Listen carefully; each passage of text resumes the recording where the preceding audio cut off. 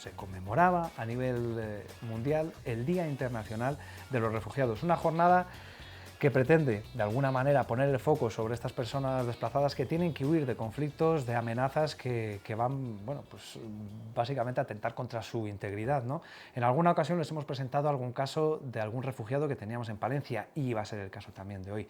El de una persona que se vio obligada a salir de su país por esos problemas, por esas amenazas, por intentar salvar su vida, básicamente, algo tan sencillo y tan duro a la vez como es eso, ¿no? Y se le voy a presentar porque la mejor persona para que nos hable de su caso que él mismo. David Hurtado, muy buenas tardes. Muy buenas tardes a ti y a todos los televidentes. La acompaña César Carbajo de Amnistía Internacional, muy buenas tardes. Buenas tardes a todos. David, ¿cuál fue la situación que lo obligó a salir corriendo de su país y acabar recalando aquí en Palencia? Correcto. Yo en Colombia soy defensor de derechos humanos, ¿cierto? Así me defino como persona. Llevo muchos años haciendo este ejercicio de defensa de derechos humanos, acompañando organizaciones campesinas de los sectores rurales y demás en Colombia y denunciando lo que a ellos les pasa. Salía en medios de comunicación y demás, señalando lo que a ellos les pasaba. Cada vez que asesinaban, por ejemplo, un compañero de una de estas asociaciones y demás, tendría que pues, sacar la denuncia, hablaba con las instituciones y buscaba formas pues, para que se investigara ese tipo de hechos, hablando con la fiscalía, intentando aportar con la fuerza pública y demás. En momentos de, allá decimos paro, que no es lo mismo que aquí, de la huelga que dicen aquí, en momentos de huelga en Colombia, pues yo también acompañaba para buscar diálogo antes de que hubiera situaciones de conflicto. En el 2013, haciendo este ejercicio que solo es diálogo, es básicamente lo que estamos haciendo aquí, pero con instituciones. Nada violento, Nada violento, nada ilegal. nada ilegal. Tenía un chaleco que era como mi única arma, por decirlo, que es lo que me identificaba como defensor de derechos humanos, para que me pudieran pues, darse cuenta de dónde estaba y demás y poder generar el diálogo. La fuerza pública, lastimosamente en Colombia, me lanza un artefacto explosivo que me genera pues 3 heridas, una pues que es la visible, la amputación de la falange de este dedo, una esquirla que tengo alojada todavía aquí en el cuello, que me cortó la carótida, y una esquirla que tengo alojada en la pierna, que pues casi me deja de permitir bailar salsa, ¿no? Pero bueno, así es la vida. En el 2013 me pasó esto, a pesar de pues, que estuvo en riesgo mi vida, seguí haciendo el ejercicio. Claro, cualquiera pensará, esto Y ya. ocurre en España y se investiga, se persigue a los culpables. Lastimosamente no. En Colombia yo puse la denuncia por el hecho, que la denuncia penal para que investigaran quiénes eran los responsables, y esta investigación fue archivada en el 2013. Y hace poco salió la sentencia de un proceso administrativo, se llama ya, para demandar al Estado porque fue el responsable de mis hechos, y lastimosamente no reconocen que el ejercicio que yo estaba haciendo allá era de derechos humanos, sino que me culpan a mí por lo que me pasó. Entonces, un ejercicio complejo allá, ¿no? Y pues a pesar de esta situación, pues yo todos estos años seguía haciendo la defensa de derechos humanos, pero continuaron el tema de amenazas, donde me mandaban mensajes, donde me decían que iba a terminar en bolsas de basura, ¿cierto? Sí, que pues picado y pues que me iban a matar, que me iban a hacer 50.000 cosas, y una amenaza tras otra, hombres armados afuera de la casa. Yo tenía escolta en Colombia, el Estado le tocó reconocer que sí tenía un riesgo, y me puso un escolta que me acompañara para arriba y para abajo, que no debería ser algo natural, pero pues era lo que, digamos, tocaba vivir allá. Lastimosamente, digamos, esta situación de riesgo ya dejó de no solo involucrarme a mí, sino que comenzó a ser mucho más riesgoso para mis hijas. Uno de los momentos donde un hombre armado apareció afuera de la casa era cuando yo estaba llevando a mis hijas al colegio, ¿no? Y este hombre armado pues generó un riesgo, a pesar de que no disparó ni nada, o sea, solo un ejercicio de intimidación, mostrar su arma, pues si no es porque el escolta está ahí, que también se para, saca el arma, donde se genera una balacera, pues lastimosamente siempre los niños son los más afectados, y pues hubiera sido una cosa que mejor no imaginar. Mejor, efectivamente, no imaginarlo. Lo más duro, que seguro que tiene muchas aristas esto, pero lo que más duro resulta es pensar que esto es por defender a gente desvalida, ¿no? a los indígenas, y que esto no es un caso aislado, ¿no, César? Para nada es un caso aislado.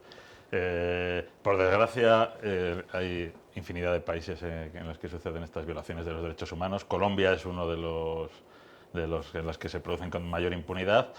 Y en ese sentido, pues Amnistía Internacional, pues, que es una organización apolítica que lucha por la defensa de los derechos humanos, colabora en este caso con un programa que tenemos de defensores de derechos humanos, que es lo que ha permitido que casos como el de Davin, que desgraciadamente no es el único, pero casos que están muy bien documentados, pues puedan salir de ese entorno y literalmente salvar su vida.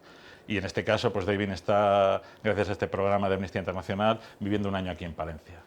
Claro, podríamos decir que ese fue el momento clave para tomar la decisión, ¿no? De decir, bueno, sí, estoy luchando por algo lícito, por algo justo, por ayudar a otros que quizás no saben cómo hacerlo o no son capaces, no tienen esa capacidad, y llega un momento que por muy convencido que esté uno de que tiene razón y que está haciendo lo correcto, hay Claro. que hacerse a un lado. Y más que el pensamiento de uno es por el tema de la familia, ¿no? O sea, esa imagen de mis hijas en ese riesgo fue demasiado impactante. Y como no fue el único, fueron varios, pues ya tocó tomar la decisión. Yo sigo intentando hacer el ejercicio de la distancia, digamos, este escenario permite que otras personas se den cuenta que eso está pasando en Colombia, porque lastimosamente no se muestra mucho, ¿no?, internacionalmente lo que pasa allá. O sea, van más de 150 líderes sociales asesinados este año.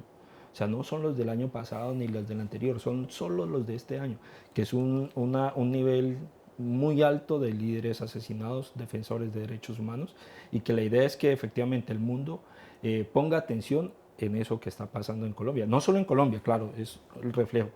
Pasa en muchos otros países, como lo dice César, pero lastimosamente en Colombia ya tiene un nivel que sobrepasó y que hoy tenemos una nueva esperanza de que esto cambie, ¿no? De que efectivamente comience a haber unas políticas mucho más hacia la vida y no tanto hacia la muerte. Hay esperanza entonces de que este cambio de rumbo político pueda suponer un cambio de rumbo en otros aspectos también. Efectivamente, tenemos esa esperanza de que, porque es que eran las políticas que siempre han estado y pues que se ha demostrado desde hace varios años, y sobre todo en estos gobiernos se incrementó más el homicidio de líderes sociales a raíz de las políticas, ¿cierto? Podría decirse muchas veces responsabilidad directa del Estado por no tomar las medidas que debe hacerlo, y pues esperamos que este otro nuevo rumbo, digamos, traiga las posibilidades de que esas políticas sean reales en el territorio y que mucha gente deje de sufrir. Claro, comentaba César, ocurre en otros países y cerca de Colombia. Además, es verdad que en otras latitudes, pero en Sudamérica hay algún que otro ejemplo de países donde se ha atacado a los indígenas, donde se ha intimidado, si no asesinado directamente a quienes defendían la selva o quienes de alguna manera podían entorpecer o estorbar a algunos colectivos o a algunas altas esferas. No sé si hay algún ejemplo de lo que podría ocurrir en Colombia, de que cambia el rumbo y empieza a ser un país más democrático y más respetuoso con los derechos humanos. Bueno, de Colombia yo creo que esto es la especialidad de Davin. Sí que en Amnistía Internacional están documentados decenas y decenas de casos de México, de Guatemala, de Honduras, en los que además se actúa el problema de esto es la total impunidad y la indefensión, ¿no? Porque a veces, cuando hablamos de números, ayer decías, era el Día del Refugiado, a veces se hablan 100 millones de refugiados, pero es que cada uno es una historia, ¿no? Como la que está contando Davin, una historia de un ser humano, ¿no?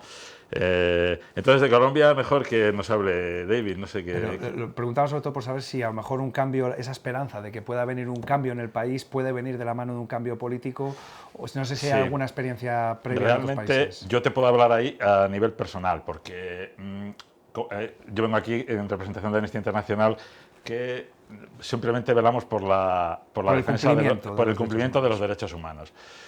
Yo a nivel personal sí que creo que este cambio es esperanzador, ¿no? Y esperemos que le dejen hacer pero esto creo que tiene que ser a medio plazo, ¿no, David? Porque a corto plazo puede generar más violencia, ¿no? Sí. Claro, mucha gente a lo mejor asocia, por lo que hemos visto en películas, en series, por lo que hemos visto en la ficción, que vamos a recordar que la realidad supera, por desgracia, a la ficción.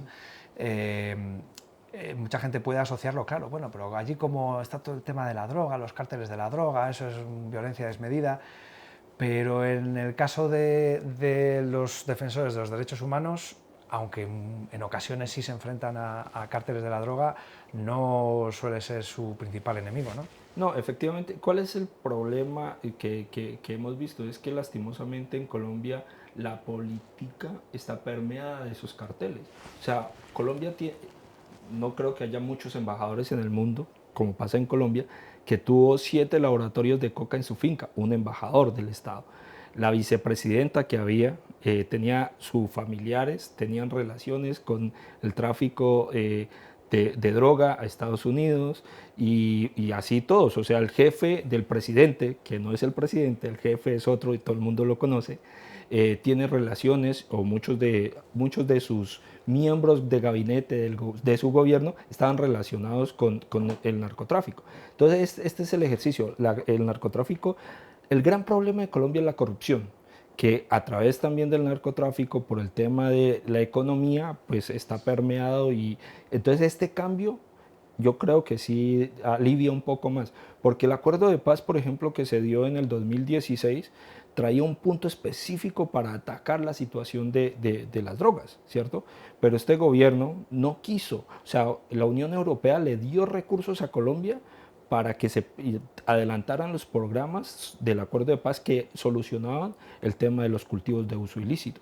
Pero este gobierno no quiso, o sea, puso a muchos líderes a hablar con las comunidades, a decirles, venga, apostémosle, hagámoslo y demás, pero cuando ellos tenían que recibir para cambiar esas matas por sus productos, no les dieron. Y claro, ahí comenzó el líder a entrar o sea, muchos líderes por apostarle al tema de sustitución de los cultivos también fueron asesinados.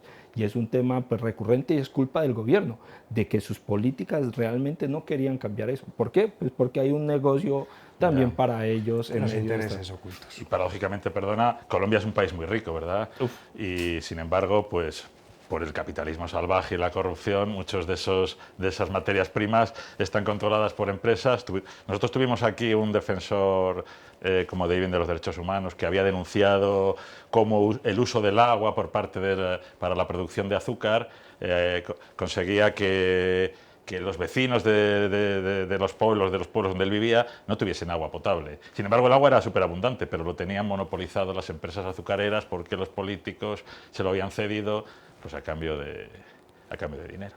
Claro, esta es una situación que, por desgracia, en cada país, con su problemática, con su origen, ¿no? de los conflictos, se reproduce a lo largo de todo el mundo. Y tenemos casos de grandes campamentos de refugiados aquí al lado de Europa, sí. y con una situación que, por desgracia, no cambia. Pasa el tiempo, hemos podido tomar conciencia del conflicto ucraniano y de los refugiados ucranianos, pero parece que nos hemos olvidado de todos los demás. Sí, esa ola de solidaridad que ha surgido con Ucrania, pues que ha sido maravillosa, por desgracia no se ha producido con otros muchos conflictos y otros muchos... Y no sé si se ha mantenido en el tiempo también. Bueno, por lo menos existió, porque en otros casos no solo no ha existido, sino que se ha criminalizado a muchos de estos refugiados, que se les ha culpabilizado de su situación. Además de ser perseguidos, encima tienen que pasar por terroristas o mala gente, no sé.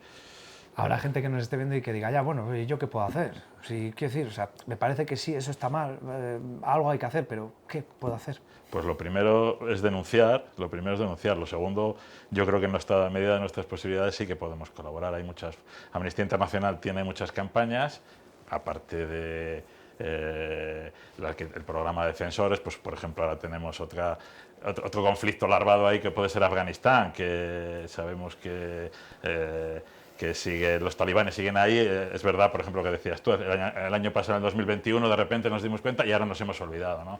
Ahora nosotros tenemos una campaña, ¿no?, para presentar una moción en defensa de las mujeres afganas. Y sobre todo yo creo que lo primero es la denuncia y colaborar económicamente con cualquier organización que ayuda a los refugiados. Y sobre todo también no compartir fake news, ni mentiras, no sé, y ponerse un poquito en la situación de las personas que son perseguidos por sus ideas, sus creencias. No todos los refugiados vienen de guerras. En Colombia realmente no existe una guerra como en Ucrania, pero la condición de refugiado es lo mismo. Eso está pasando en docenas y docenas de países, en el África subsahariana. Ser más comprensivos y ponernos en los zapatos de los demás. La empatía, ¿no? ¿verdad? La empatía es la primera de las bazas para ganar esto. Y decir, ojalá que cunda y que nos demos cuenta de que hay gente que pasa por situaciones que consideramos inimaginables más allá que en la ciencia, bueno, en la ciencia ficción, en la ficción. Bueno, perdona, en las series. en España esto en el siglo pasado, después del año 1939, después de la guerra civil, hemos tenido cientos de miles de refugiados que huyeron a Francia, les trataron muy mal, por cierto. Luego hemos tenido también exiliados. Bueno, no es tan extraño. Qué poca memoria tenemos. Muy poca, sí. Bueno. Y si algo enseña la historia es que lo que ha pasado puede volver a pasar.